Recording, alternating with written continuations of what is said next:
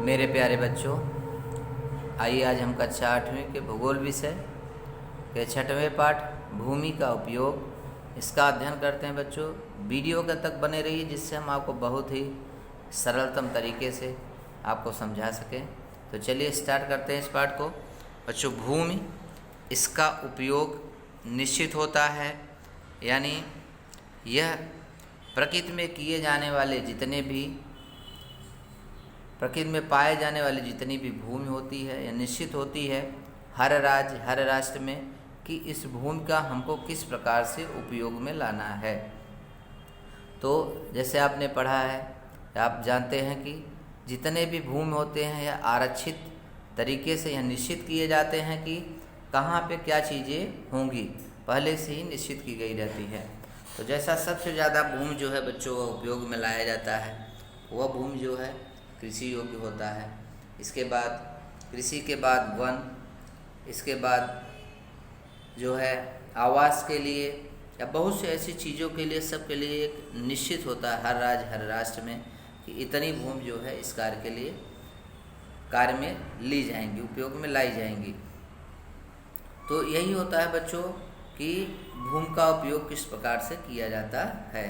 अब जैसे कहीं भी है, कहीं पे नगरीकरण हो रहा है तो वहाँ भूमि की कमी होती है, क्योंकि वहाँ पे जो है आवास बनाए जाते हैं अत्यधिक, या कल कारखाने, या ज़्यादा से ज़्यादा वहाँ सड़कें, बहुत से ऐसे साधन सुविधाएं जो की जाती है उपलब्ध की जाती हैं। तो वैसे वैसे वहाँ भूमि की जो होती है बच्चों वह कम होते चले जाते हैं, लेकिन उसके लिए भी बहुत से नियम होते हैं, उस नियम के तहत कार्य किया जाता है। तो भूमि का उपयोग बच्चों जो है इसी प्रकार से किए जाते हैं। इसमें जैसे देखिए बताया गया है कि आपको ध्यान में आया होगा कि घर में प्रत्येक वस्तु का स्थान निश्चित होता है, उसी प्रकार से जो है यह स्थान निश्चित न किया जाए तो घर अवस्थित रखता है एवं घर में चहल पहल करते समय बाधाएं उत्पन्न होती हैं। इसलिए सभी वस्तुओं को क्या किया जाता है, अपने स्थान पर रखा जाता है। तो उसी प्रकार से कहने का तात्पर्य है कि इसीलिए यह भी निश्चित किया जाता है कि कहाँ पे भूमि का किस प्रकार से उपयोग होगा, जिससे अंतर क्रिया जो होगी वह अच्छी होगी। तो भूमि उपयोग अर्थात किसी प्रदेश में भूमि के होने वाले विभिन्न उपयोग, भूमि उपयोग भौगोलिक कारकों एवं मानव के बीच होने वाले अंतर क्रियाओं से बनता है। समय के साथ भूमि के उपयोग में परिवर्तन होते हैं। जैसे जैसे मानव की आवश्यकताओं की वृद्धि होती है वैसे वैसे मानव द्वारा भूमि का उपयोग विभिन्न कारणों हेतु बढ़ता गया है। खनिजों में युक्त भूमि पर खनन कार्य किया जाने लगा, उर्वर समतल भूमि पर कृषि किए जाने के लगी, ऐसे बहुत सी चीज़ें। तो भूमि के प्रकार देखिए, उपयोग के प्रकार दिए गए हैं इसमें कि ग्रामीण भूमि उपयोग, ग्रामीण यानी गाँव भागों में अत्यधिक जो है बच्चों कृषि जो है मुख्य व्यवसाय होता है। तो यहाँ पे अन्य व्यवसाय भी ग्रामीण भागों में किए जाते हैं। इसका परिणाम ग्रामीण आदिवासियों पर अवस्थित दिखाई देता है। इसलिए आदिवासी खेतों से पास, वनों के पास पाए जाते हैं। खानों के पास खान में काम करने वाले मजदूरों का अधिवास पाए जाते हैं। वहीं सागरी तट पर मछुआरों का अधिवास यानी रहने का स्थान पाया जाता है। ग्रामीण भागों में भूमि अधिक उपलब्ध होती है तो जनसंख्या कम होती है, इसलिए जनसंख्या का घनत्व तो कम होता है। ग्रामीण क्षेत्रों में आवासीय क्षेत्र कम होते हैं। तो यानी आवासीय क्षेत्र कम होने से बच्चों क्या होता है, वहाँ पे और जो है उनको रोजगार प्राप्त नहीं होते, इसलिए आवासीय कम होते हैं। यानी जो कृषि पर आधारित होते हैं वहाँ पे निवास करते हैं। कृषि भूमि जैसे दिया है, यह भूमि जहाँ प्रत्यक्ष रूप से खेती की जा रही है, यह क्षेत्र सामान्यतः व्यक्तिगत स्वामित्व एवं अधीन होता है। तो भूमि के स्वामित्व एवं कृषि के प्रयोग के आधार पर क्षेत्र का वर्गीकरण कर सकते हैं। जैसे प्रतिभूमि क्या होता है, प्रतिभूमि वह है यह कृषि योग्य भूमि जिसका फिलहाल कोई भी उपयोग नहीं किया जाता है। तो भूमि में उर्वरता को बढ़ाने के लिए कृषक 1-2 मौसमों तक भूमि के कुछ भाग का उपयोग नहीं करते, ऐसे भूमि को प्रतिभूमि कहा जाता है। यानी जिससे इसमें उर्वरता जो है पैदा करने की क्षमता, उत्पादन क्षमता बढ़ जाए, इसलिए कृषक क्या करते हैं, उसे काफ़ी समय तक खाली रखते हैं। वन भूमि, ग्रामीण भूमि उपयोग में सीमांकित वन भी एक प्रकार का भूमि उपयोग है। इस वन क्षेत्र में से लकड़ी, गोंद, घास इत्यादि वनोत्पादन प्राप्त होते हैं। इन वन के क्षेत्रों में मुख्यतः बड़े बड़े झाड़ियाँ, लताएँ, घास इत्यादि होते हैं। चारागाह का मैदान इसी प्रकार से भूमि के रूप में छोड़ा जाता है। यह जमीन गांव के पंचायत के अधीन होती है। सरकार के अधीन होती है। पूर्ण गांव इनका स्वामी होता है।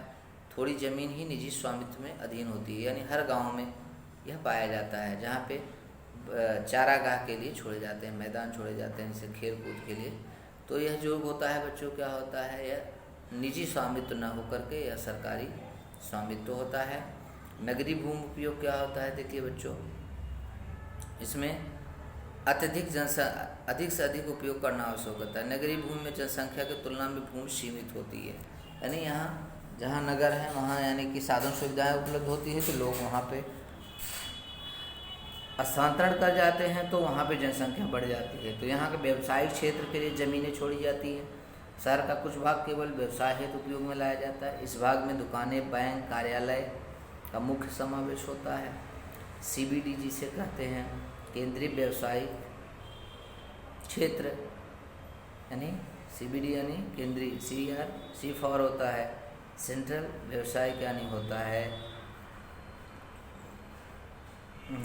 बिजनेस, D फॉर होता है डेवलपमेंट। संकल्पना हुई है तो जैसे मुंबई स्थित फोर्ट अथवा BKC, बांद्रा कुर्ला कॉम्प्लेक्स आवासीय क्षेत्र। इसमें ज़मीन का उपयोग लोगों के रहने के लिए किया जाता है। इस क्षेत्र में मकान, इमारत का समावेश होता है। निवासियों की संख्या अधिक होने के कारण भूमि उपयोग के लिए इस प्रकार का विस्तार नगरीय भाग में होता है। यातायात क्षेत्र, शहरों के लोगों को माल को लाने ले जाने यातायात व्यवस्था महत्वपूर्ण होती है। उसके लिए संचालन हेतु शहर के विविध प्रकार की सुविधाएं दी जाती हैं, जैसे सार्वजनिक बस सेवा, रेलवे, मेट्रो, मोनोरेल, यात्री कारें इत्यादि। साथ साथ ही निजी वाहनों की संख्या भी अधिक होती है। इन सब के लिए सड़कों एवं रेल लाइनों, बस स्थानों, पेट्रोल पंपों जैसे ऐसे बहुत से चीज़ों का क्या किया जाता है बच्चों, यहाँ पे ये सब जो है यातायात क्षेत्र के अंतर्गत आती है।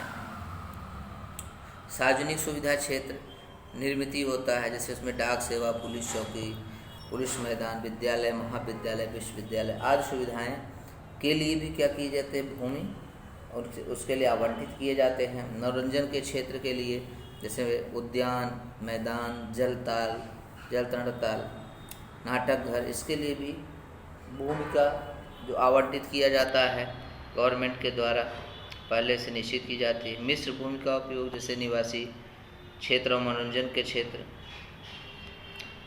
तो इस प्रकार से बच्चों जो है मानचित्र में जैसे निवासी लाल, व्यवसाय के लिए नीला, कृषि के लिए पीला, हरा के लिए वन क्षेत्र मानचित्र पे दर्शाए जाते हैं कि यह क्षेत्र जो है भूमि किस प्रकार से संक्रमण क्षेत्र एवं उपनगर, नगरीय अधिवास और सीमा से लगकर ग्रामीण अधिवास होते हैं। इन दोनों के बीच के क्षेत्र को संक्रमण प्रदेश या ग्रामीण उपांत के नाम से जाना जाता है। तो बच्चों देखिए और भी इस लेसन में है, एक ही वीडियो में से हम नहीं पढ़ा पाएंगे, तो अगले वीडियो में हम जो है बच्चों इसके तहत और भी जानकारी हम आपको देने वाले हैं। तो आज के लिए इतना ही बच्चों, धन्यवाद।